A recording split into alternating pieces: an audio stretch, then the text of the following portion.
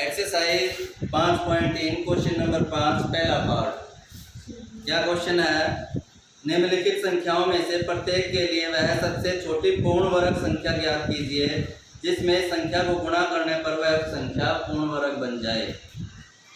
इस पूर्ण वर्ग संख्या का वर्गमूल भी ज्ञात कीजिए। इसमें दो पार्ट हैं। एक तो वो छोटी संख्या ज्ञात करनी है जिससे कि वो संख्या पूर्ण वर्ग बन जाए, और फिर जब वह संख्या पूर्ण वर्ग बन जाएगी तो उसका वर्गमूल भी ज्ञात करना है। पहला पार्ट है इसका 252। अब इसमें पीछे क्या है? 2। इसका मतलब ये 2 से भाग हो जाएगा। 2 एकम 2, 2 दूनी 4, 1 बच गया, 2 छिके, फिर 2 से 2 छिक 12, 2 दिया, फिर 3 से, क्योंकि 6 + 3 9 होता है, 3 दूनी 3 एकम 2 और 1 3 होता है, फिर 3 से 3 सते 7 एकम 7। तो 252 किसके इक्वल आया?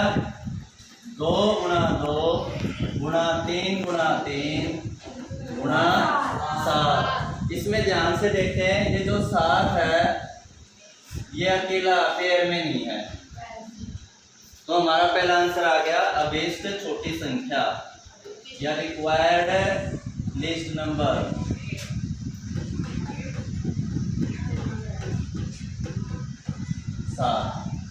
अब इस संख्या को हम 7 से गुना कराएंगे। अभीष्ट पूर्ण वर्ग संख्या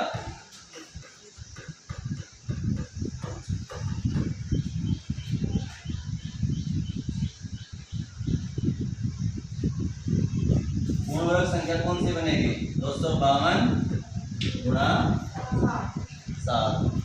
एक 7 की कमी थी ना, वो 7 की कमी हमने पूरी कर दी। अब इसका क्या निकालना है? वर्गमूल। 252 × 7। इसको गुना करके भी लिख सकते हो आप चाहे तो। क्या आएगा गुना करने पर? 7 दूनी 14, 1 7 पंजे 35 और 1 36, लगे 3, 7 दूनी 14 और 3 17। इसका आंसर क्या होगा? देखो हमने इसमें क्या ऐड किया है? एक 7 ऐड किया है, तो ये क्या था हमारे पास? 2 × 2 × 3 × 3 एक 7 था। एक 7 हमने अपने पास से लिखा, क्योंकि पूर्ण वर्ग संख्या बनानी थी। सभी के पेयर बन गए। अब 2 × 3 × 2 में से 1 लेना है, इन 3 में से 1 3 लेना है, 1 2 7 में से 1 7। अब इसकी गुणा करा के लिख देंगे। 7 या 21, 21 दूनी 42। आपका दूसरा आंसर आ गया 42। एक आंसर है ये 7 और एक आंसर है 42। सभी को समझ में आ गया होगा?